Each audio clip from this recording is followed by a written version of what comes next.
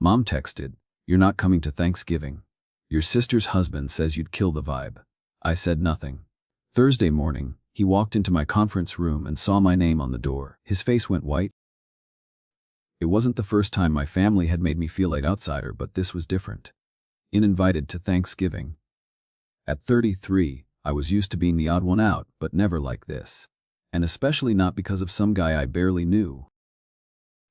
I stared at the text on my phone, my eyes lingering on the words.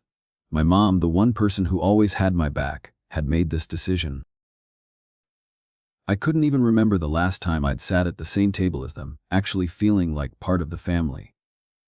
The few times I did, it was as though my achievements, my work, my ambition cast a shadow over everything. To them, I was always the outlier, the one who didn't quite fit.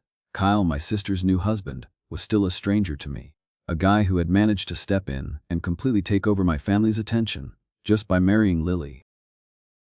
Kyle thought I'd kill the vibe at Thanksgiving. Funny, I wasn't sure what he was so worried about. It wasn't like I planned to start a business presentation mid-turkey, but that's the way things had always been. Work came first for me, even if it didn't make sense to anyone else. I didn't just work to pay the bills, I worked to build something.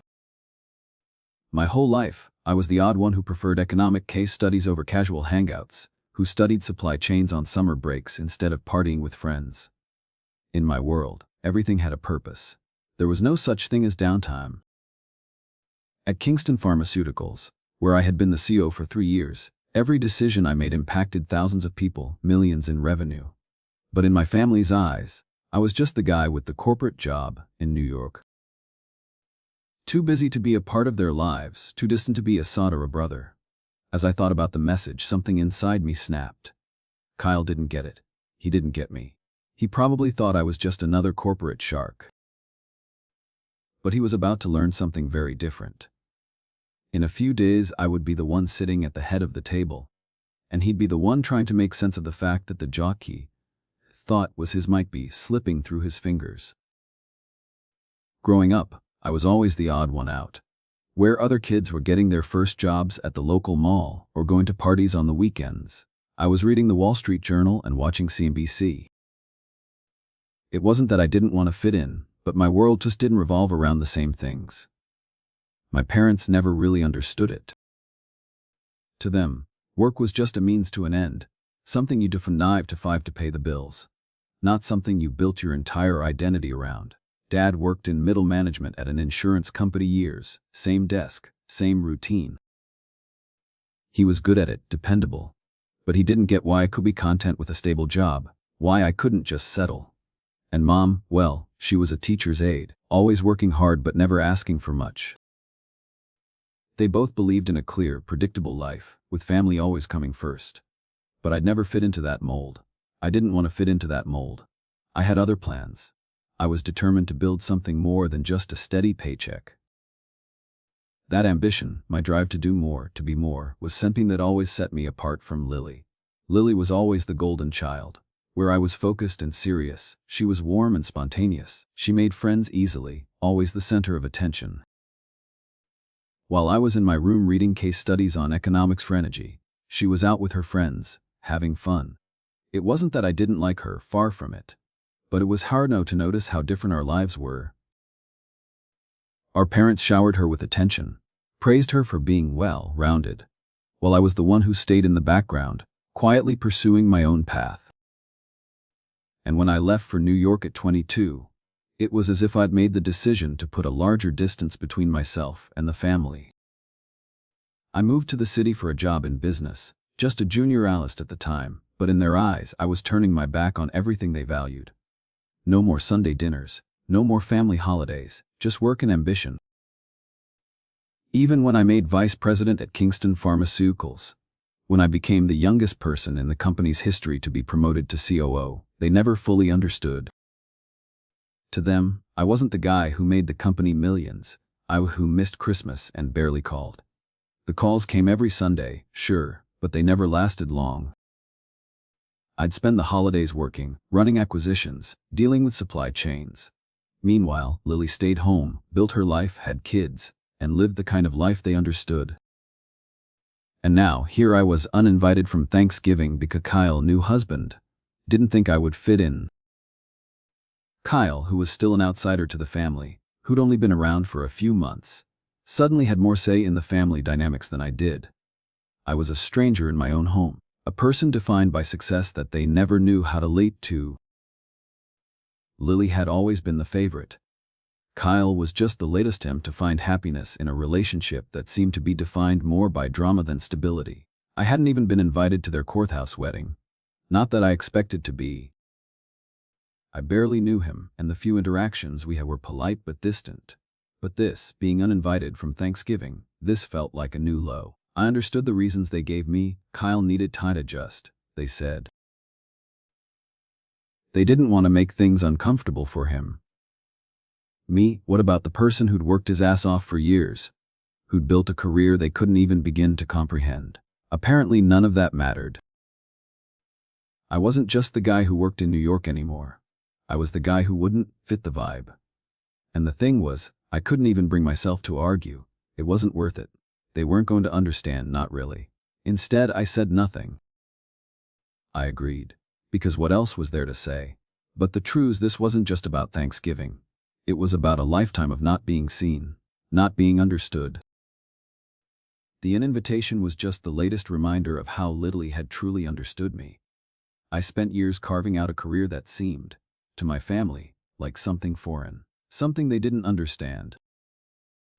They never saw the late nights, the sacrifice, the hours and meetings where billions of dollars hung in the balance. To them, I was just the guy who worked in New York, too busy to visit, too consumed by work to care about the things they did. At Kingston Pharmaceuticals, where I'd spent over a decade, I'd moved up the ranks from junior analyst to COO, the youngest person ever to hold the position. That wasn't something anyone in my family could fully grasp. They saw the fancy office, the corner view of Manhattan, the salary that could support an entire family comfortably for a lifetime, but that was the extent of it. What they didn't see was the pressure, the stress, the decisions I made every day that impacted thousands of people's lives and health. It was a world I had built with my own hands, but one that felt utterly disconnected from the people I was supposed to share it with. When I first started at Kingston, it was just a job. I wasn't thinking about becoming an executive, wasn't planning to make a name for myself in the industry. But then I got the promotion, the first of many. I worked hard, staying late, never taking the easy path, pushing myself further than I thought I could go. And eventually it paid off. But with success came distance. My family never truly understood why I was all busy, to attend family events, or why I'd cancel a visit at the last minute. They didn't get that when you're responsible for an entire division, there's no such thing as a day off. You don't just shut off your phone when you're on a business trip, and you don't get to relax when things are going wrong. And when you're climbing to the top, you have to sacrifice things, sometimes the people closest to you. I'd always been the odd one. While Lily, my younger sister, was busy with her friends, going out, having fun, I was working. I took internships during the summer. I studied business during my free time, and I obsessed over numbers that no one else cared about. I wasn't popular at school, and I didn't mind. I wasn't trying to fit in. I had a goal and I was chasing it. By the time I was 22, I was in New York, starting a job that seemed small at the time, but it was a stepping stone to something bigger. And every step I took made it harder to go back, harder to relate to the family I left behind. Lily and I had a different relationship than most siblings. She was always the one who fit in with everyone, charming, easygoing, and loved by all. In contrast, I was the one who preferred solitude, who thought about work when everyone else was thinking about fun. I didn't regret my choices. In fact, I believed they were necessary. But that didn't mean it didn't hurt when I realized that the people who should have understood me the most, my parents, just didn't get it. To them, I was the son who chose a career over family, who never seemed to come home for holidays. I was the one who didn't have time to visit or attend family dinners. Lily, on the other hand, had stayed close to home. She married her high school sweetheart, had kids young, and lived the kind of life they could understand. She was the favorite. Even when her first marriage fell apart, she found a way to lean on the family, and they were there for her. Meanwhile, I was the one who got the phone calls, the updates about how Lily was doing. The family drama, the gossip, the concerns about her failed relationships, her struggles to find stability. It was always Lily that needed attention. I supported her financially when she needed it, even though she never thanked me for it. I was just the guy who could afford it. But even that was enough to close the gap between us. When she married Kyle, I barely knew him. He was a regional sales manager from Pennsylvania, a guy who seemed nice enough but didn't know the first thing about what my life actually looked like. Lily was in love with him, and that was enough for my parents. They accepted him quickly, and I stayed on the outside observing. They never asked what I was doing, or what kind of impact my decisions were having. They didn't see the long hours, the pressure of managing entire division, the sleepless nights spent worrying about whether I'd made the right call. To them, I was just another guy in a suit, working a corporate job that they couldn't even begin to comprehend. And then Kyle came into the picture. From the very beginning, I knew he was different. He didn't have the drive I did, didn't understand what it meant to be focused on something bigger than yourself. But that didn't stop him from getting everything I never had. He was accepted into the family, a place I had never truly felt I belonged. And then, he decided that I was the one who didn't fit in. When I got that text from my mom about being uninvited to Thanksgiving, I wasn't surprised. This wasn't the first time I had been made to feel like an outsider. But it was the first time my own family had chosen someone else over me. Kyle didn't know the first thing about what it took to get to where I was. Yet he had the power to push me out of my own family's holiday. I looked at my phone, staring at the words for a moment than I should have. I should have been angry. I should have felt hurt. But mostly I felt resigned. This was just the latest chapter in a story that had been playing out for years. I sat there in my office, staring at the spreadsheet on my screen, but my mind was far from the numbers. The call with my mom had ended almost 10 minutes ago, but I still couldn't shake the feeling of being completely blindsided. I had always been the distant one, the one who didn't fit in with the family's expectations, but this was different. I wasn't angry, not at first. I should have been. I should have felt hurt, betrayed even, but it didn't quite register. Instead, it felt like another notch in a long, running saga of misunderstanding. How many times had I tried to explain my work, my passion, my drive, only to be met with blank stares or uncomfortable silences? How many times had I tried to show them that my life was important, that what I was doing mattered, and yet I was still treated like an afterthought? It wasn't just the invitation that stung, it was the assumption that I was the one causing the problem. That somehow, my success, my hard-earned success, was the thing standing in the way of family harmony. I leaned back in my chair, letting out a breath. This was my life, my reality. For over 10 years, I had worked my way up from a junior analyst to the CEO of one of the largest pharmaceutical companies on the East Coast. And now, with a simple text, my family had made it clear was the problem.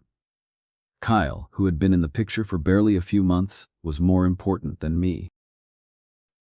He was the one who got to call the shots now, who had the power to invite me from a holiday that had been mine for 33 years.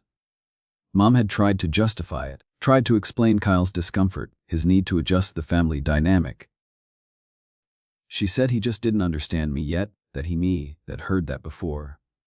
Hell, I had lived that. But it didn't change the fact that I was being pushed aside. It didn't change the fact that, to my family, Kyle's comfort was more important than my place at the table. I could have argued, could have thrown a fit, but what would have been the point? Mom was already on the defensive, apologizing for something that deep down she knew was wrong. It wasn't just about Thanksgiving. It was about years of feeling like I didn't belong, years of being the guy who worked too much, who never had time for family, who never measured up to the expectations they had for me. I thought about Kyle. I didn't know him well, not really. A few polite exchanges at family gatherings, some awkward small talk. He was charming enough, sure, but there was something about him didn't sit right with me. He was everything my parents wanted for Lily: stable, reliable, present. But that was the problem, wasn't it?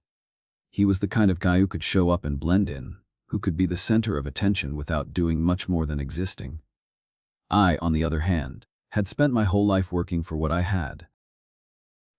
I'd made sacrifices, missed birthdays, missed holidays, all for a career that I had built from the ground up. But in the end, it was Kyle who was the hero. It was Kyle who got the nod from my family, and I was the guy left out in the cold. The more I thought about it, the more the anger started to build. Not towards Kyle. He didn't know any better. It wasn't his fault that he had been accepted into easily what I had spent my entire life on the outside, looking in. No, the anger wasn't for him. It was for my family. It was for the years of effort, the countless hours spent building something that should have meant something to them, only to be told it wasn't enough. I could have gone to Thanksgiving. I could have showed up, sat quietly in the corner, and tried to make small talk. But that wasn't the point. The point was that I wasn't welcome. I wasn't seen as a part of the family anymore. I was just the guy who had made it too far too fast, and doing so, had alienated everyone who should have cared the most. I couldn't help but wonder if it had always been like this. If I had always been this distant from them, but it had taken Kyle to really put it into perspective. If I had spent so many years focused on my career that I had missed the fact that my family had been slowly pushing me away all along. And as much as I hated to admit it, it felt like I'd no one to blame but myself. The day of the meeting arrived, and I tried to focus on the task at hand. There was an acquisition in the works, Medcar Solutions, a mid-sized distributor I'd been eyeing for months. Kingston had been quietly courting them, preparing to expand our reach. The deal would close in just a few days, and I was ready to finalize it. But as I sat at my desk, reviewing the final documents, my mind kept drifting back to the Thanksgiving conversation with my mom. Kyle would be there, in that conference room, sitting across from me. He didn't know it yet, but in a matter of days his career would be in my hands. I tried to push the thought aside. This was business. It had to be. There was no room for family dynamics here, no space for personal emotions. It wasn't my fault that Kyle had never been in a room like this before. Sitting at a table with people who could change the course of his entire career with a single decision. I had learned long ago to separate my work from my personal life. Business was about results, not relationships. It didn't matter if I was uninvited from Thanksgiving, or if my family didn't understand what I did. What mattered was whether I could deliver. If Kyle couldn't handle the pressure of the job, then he didn't belong at the table. That's how business worked. And I had always played the game with one goal: success. The day of the meeting, I walked into the conference room early, just like I always did. I wanted to get a feel for the space, the energy of the room before everyone else arrived. The polished walnut table, the floor-to-ceiling windows overlooking the city, it was all designed to send a message. We were here to make deals, not to chit-chat. Everything was designed for power. I watched as the Medcar team entered. Helen, the CEO, was a sharp-eyed woman in her 60s, confident and poised. Behind her, Kyle entered, looking uncomfortable. I couldn't blame him. The man had no idea what he was walking into. They took their seats, and I waited a few minutes, watching them settle. Kyle kept adjusting his tie, his hands fidgeting, his eyes scanning the room. He looked nervous, and that amused me. He didn't know it yet, but he was about to find out just how small his world was about to get. I walked in with my acquisitions team, Robert, Patricia, and James, each of us carrying tablets and folders. We moved as a unit, projecting the kind of confidence that owns when you know you're in control. We took our seats, and I could see Kyle's face change when he realized who I was. "Good morning, everyone," I said, keeping my tone steady, professional. "Thank you for making the trip from Pennsylvania." I could see Kyle trying to gather himself. He glanced at me and then quickly looked away. I don't think he knew how to act. I made a mental note to keep things businesslike. There was no need to bring personal matters into this. But it wasn't hard to notice the shift in the room when he realized who I was. The guy who had just uninvited me from Thanksgiving dinner had thought I would ruin the vibe of the family holiday, was now looking at me, knowing I had the power to change his life. I glanced over at him, not missing the subtle panic in his eyes. His face had gone white, and for a split second I enjoyed it. "Mr. Patterson," I said, meeting his eyes directly, "I reviewed your performance data. Solid numbers in Q2 and Q3. The Northeast Territory has been one of your company's more consistent performers. Kyle managed to stammer a thank you, but his voice was shaky. The words didn't sound confident, didn't sound like the resales manager he probably thought he was. It was a far cry from the man who had been bold enough to try and invite me from a holiday. The meeting continued as usual, with Robert launching into a market analysis, Patricia discussing operational synergies, and James covering the legal aspects of the acquisition. But every so often, I would glance over at Kyle, who was visibly shrinking in his seat. It was almost too easy. He was so out of his element, so completely unprepared for the world I lived in. His discomfort was palpable, and I didn't need to do other than let the situation unfold. I had power here, not just in this room, but over his future. As the meeting went on, Helen, the CEO, asked the question I had been waiting for. "What kind of management changes are you anticipating position?" She asked, her voice calm but probing. I leaned back in my chair, letting the moment hang for a beat longer than necessary. I knew exactly what I was going to say. "We believe in evaluating talent on merit," I said, my eyes briefly flicking to Kyle. "Performance speaks for itself. Strong managers who've proven themselves will have opportunities to advance within the larger organization.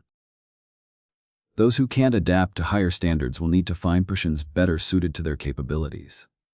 I watched Kyle's face go from pale to green.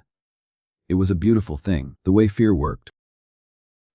The meeting ended not long after that, and Kyle's relief was almost tangible.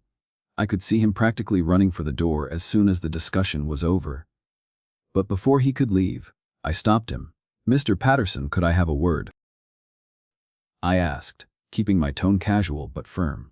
He froze, then turned around, looking like he'd just been called to the principal's office. His colleagues filed out of the room, and the door closed behind them, leaving just the two of us. He stood there, hands clenched at his sides, clearly nervous. I let the silence build for a moment, enjoying the discomfort he was feeling. "So, Kyle," I said, breaking the silence, "about Thanksgiving." He flinched, and for a second, I thought he might try to apologize, try to explain. But I wasn't interested in that.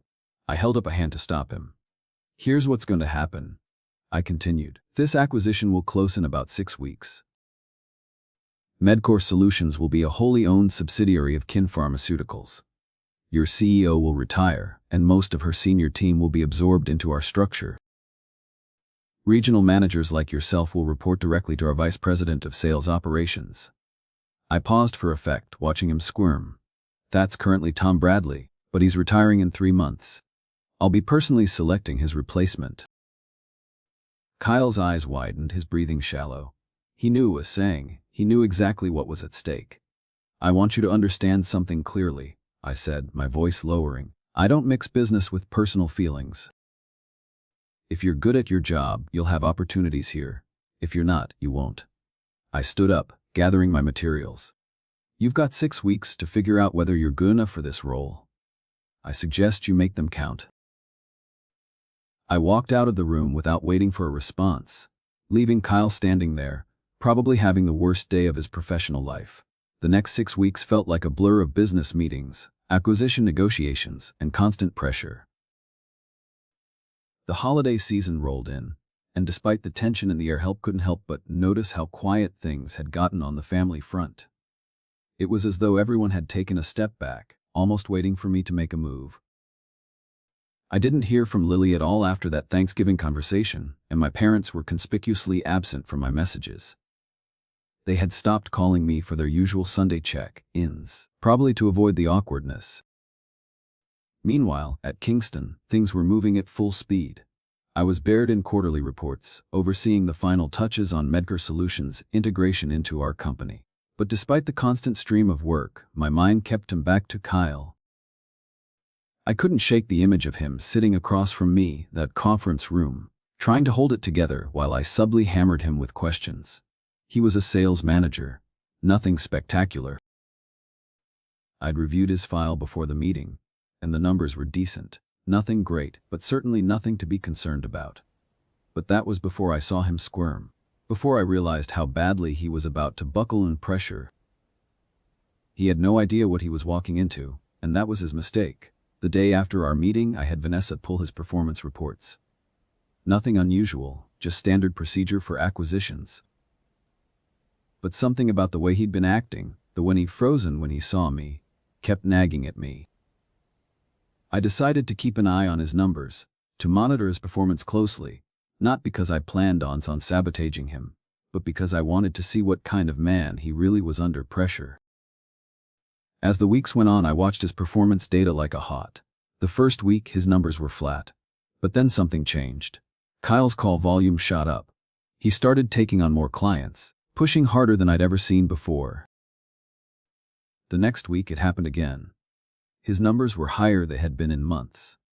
By the third week, he was outperforming his team. It wasn't just fear that had motivated him. There was something else, something that clicked for him. A sudden shift in how he approached the job. His old company had let him coast. But now, he was working like a man who had everything to lose. And maybe he did. I didn't tell anyone what I was doing. I didn't need to. Personal, it was just business. But I kept watching, tracking every single data point. His retention rates, his new accounts, his client interactions, they were all improving. He was adapting, pushing himself to meet expectations. It was almost too easy to see the shift. I couldn't help but admire him a little. Not for the way he'd handled Thanksgiving, or how he'd try to push me out of my own family's holiday, but for how hard he was working to prove himself. It was clear now that he wasn't just a regional sales manager. He had the potential to be something more. But I wasn't about to make it easy for him. He had 6 weeks. 6 weeks to prove that he could keep this up. 6 weeks to show me that he wasn't just a guy who could things were easy. He had to earn his place in this company, just like everyone else. I couldn't help but think back to that conversation with my mom. How she had pleaded with me to take it easy on Kyle, to cut him a slack because he was family. But I couldn't, I wouldn't. My job was to make sure the best people stayed, the ones who could actually do the work. That's what my role was, and that's how I'd always approached it. For the first time in a long time, I found myself wishing I could have taken a break from all of this. From the family drama, from the work, from the constant pressure. But there was no time for that. Not now. Not until I knew where Kyle stood and where I stood with my family. The weeks dragged on, and every day felt like an eternity. I checked in on the family now and then, but there was always an awkwardness hanging in the air. My mom still called to ask about work, but I could tell she was uncomfortable. She never brought up Thanksgiving again, and neither again. It was as if the invitation had set the clock ticking, and we were all waiting for something to happen. Kyle kept performing. Week after week, he exceeded expectations. I couldn't deny it anymore. He was proving me wrong. His numbers were solid, better than solid, they were exceptional. And while I wasn't about to tell him that, I couldn't help but respect the hustle. Finally, the acquisition date arrived. Medgar Solutions was officially ours. The paperwork was signed, the money transferred, and the deal was done. I thought I'd feel something when it happened, relief, satisfaction, maybe even a sense of finality. But I didn't. Instead, I felt like the pressure was building, like something big was coming. And I knew exactly where it was headed. Kyle had made it. But the real test was about to begin. I didn't know if he was ready for the next step, but I was about to find out. And this time, it wouldn't be about Thanksgiving or family drama. It would be about his performance, his future, and his ability to handle what was coming next. This was just the beginning. The days stretched out after the acquisition closed, and the pressure didn't let up. If anything, it only increased. Kyle was officially part of Kingston now, but things hadn't settled down. The family drama continued to simmer in the background, and work, already intense, had only gotten more complicated. Every day felt like a balancing act between keeping my career on track and dealing with the fallout from the decisions I'd made, both professionally and personally. Kyle kept performing, pushing harder than ever. I watched him closely, not out of spite, but out of necessity. The numbers kept coming in, and they weren't just good, they were better than good. He was consistently outperforming his peers, and I had to admit, part of me was impressed. He'd started off as just another mediocre manager, but now, he was showing the kind of drive I hadn't expected. His numbers were up across the board: call volume, new client acquisitions, Retention rates, all of it was steadily climbing. He was even showing up earlier, staying later, and putting out of hours I expected from someone who wanted to make it to the next level. In those first few weeks, it was clear that something had shifted inside him. Fear, guilt, or maybe just a desire to prove me wrong, whatever it was working. I couldn't help but watch from the sidelines, analyzing his every move. And I started to see something else, something I hadn't expected Kyle was capable. He wasn't just a guy riding the wave of fear, he was adapting, pushing himself in ways I hadn't thought he could. It wasn't just about meeting expectations anymore, it was about exceeding them. But I still wasn't sure if he was doing it for the right reasons. Was he really changing, or was he just reacting to the fear of failure, the fear of losing everything? It didn't matter to me, he was proving himself, and that was what counted. The pressure from my family didn't let up either. My mom called again, her voice strained, trying to sound casual but clearly concerned. "How's Kyle doing? I know he's been working so hard lately." I didn't tell her what I was thinking, that Kyle's newfound motivation had nothing to do with my family, but everything to do with his career. "He's doing fine," I said flatly, trying to keep the conversation brief. "He's adjusting. We're just getting through the transition like everyone else." But that wasn't entirely true. Kyle was adjusting, yes, but he was doing it in a way that surprised me, and I wasn't sure what to make of it. Part of me felt like I should be proud of him. The other part of me resented the fact that my fan of me to cut him some slack because he was family. They had no idea what I was really doing, what this whole thing had cost me. Lily hadn't reached out much, but I could tell she was still caught in the middle. Her calls were more frequent now, but they felt different. There was a hesitation in her voice, as if she was waiting for me to say something, anything, that would show her I understood the pressure Kyle was under. "I'm just worried about him," she said one night over the phone, her voice thick with concern. "He's been coming home exhausted every night. The kids barely see him anymore. He's working all the time." I paused, thinking about what to say. I knew what she wanted me to do. She wanted me to step in, to give Kyle a break, to make things easier for him. But I couldn't. I couldn't compromise my standards just because he was her husband. "Lily," I said carefully, "this is what happens when you're in a position like his. He's adjusting to a major corporate change. It's normal for him to be stressed. But that's not my problem to fix." "You're his boss now, Dale," she said, the words hand in the air. "You could make it easier on him." I felt a knot form in my stomach. I couldn't do that. I'm not going to compromise my standards for anyone. Not for Kyle, not for you. If he can't handle the pressure, then he won't make it. That's the reality of business. You either rise to the occasion or you don't. She didn't respond at first, and when she finally spoke, her voice was tight with emotion. "I don't even recognize you anymore. You used to be the one who would help, who would show up. Now you're just cold." Her words stung more than I wanted to admit, but I didn't let them show. "I'm not cold, Lily, I'm professional." "There's a difference." She hung up without saying goodbye. The next few weeks passed in a blur. The holiday season was approaching, and I found myself more consumed with work than ever. There were mergers to plan, acquisitions to finalize, and people to manage. But Kyle's performance kept rising, and that was all I could focus on. I watched his numbers climb, and I started to think maybe, just maybe, he could handle this job. Maybe he wasn't just another mediocre manager who had lucked into a position. Maybe he had real potential, but it was still too soon to tell. What I didn't expect was for Kyle to keep surprising me. Each week, his performance was better than the last. By the time Thanksgiving rolled around again, his numbers had jumped by 20%. He was doing the work, and he was doing it well. I couldn't deny it anymore. Kyle had found his rhythm, but the real test wasn't in the numbers. It was in how he handled the pressure when things got difficult. And that test was still to come. The phone call came the day after Christmas. I'd spent the day in my apartment, working on merger proposal and watching the city skyline twinkle with holiday lights.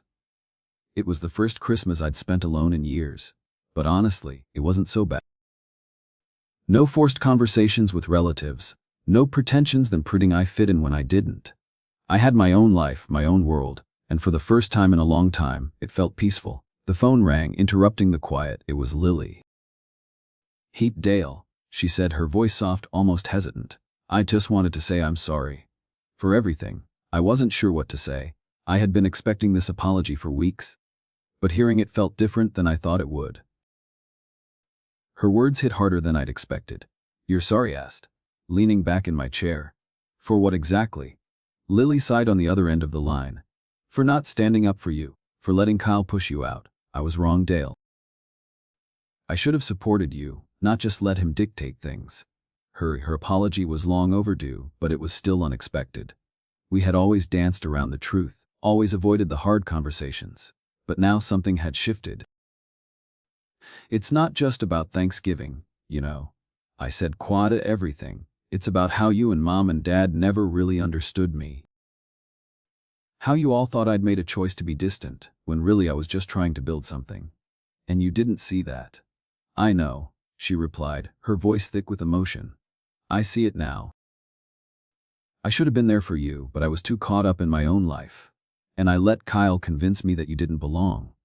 There it was. The acknowledgement I had been waiting for.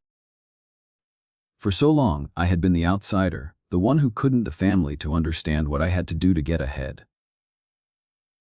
I had always thought if I just worked hard enough, they'd see it, but they didn't. Not until Kyle came along and made it personal. "I don't know how to make it right," she continued. "Want to try?"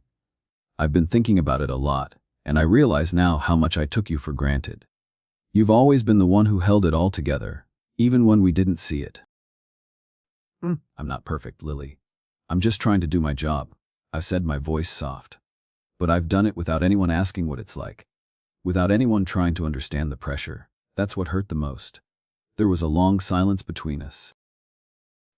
I could hear the distant sound of kids laughing in the background. The same kids who had always made family gatherings feel distant to me, who had never really seen me as more than the guy who was too busy to be there. But now, Lily was listening. Really listening. "Maybe I was just afraid," she finally said. "Afraid of the fact that you've built something so big, something none of us could understand. I thought maybe if I didn't acknowledge it, I wouldn't have to feel small." I let out a breath. "You don't have to feel small, Lily. I don't need you to apologize for your life. But I do need you to see me, to see what I've done. To understand that it wasn't about rejecting the family. It was about trying to build something I could be proud of. And maybe if you'd seen that earlier, things could have been different." "Maybe," she said softly. "I was wrong and I see that now. But we can make it better, right? We can start over. I want to be there for you, Dale. I want to get to know you again. The real you, not just the guy I thought you were." The sincerity in her voice was undeniable. For the first time, I felt like my sister really understood me, not just as the brother who was always too busy, but as a person who had fought for everything I had. "We'll figure it out," I said quietly, "but it's going to take time. This isn't something that can be fixed overnight." She agreed. "I'm willing to take the time if you are." And for the first time in a long time, I believed her. A few days later, Kyle called.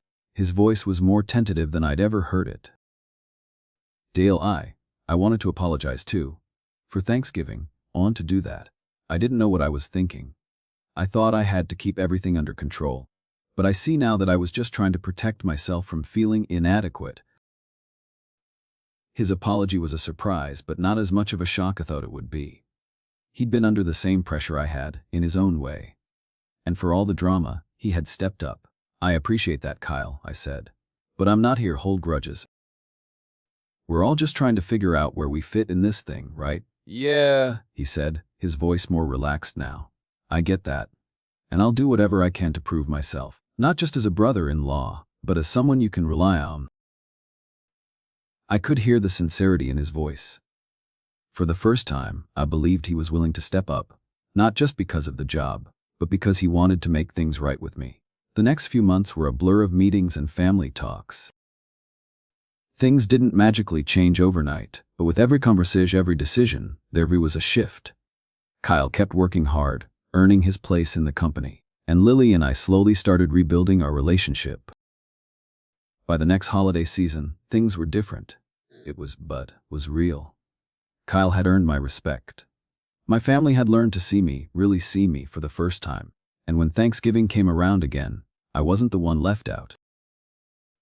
We all gathered in New York, at a restaurant I picked out. There were no grudges, no pretending. Just a family trying to make up for lost time. It was the first time in years that I didn't trick myself to fit through the door. And for once, I didn't just feel like the guy with corporate job. I felt like a son, a brother, an uncle, exactly who I was meant to be. And I wasn't apologizing for it anymore.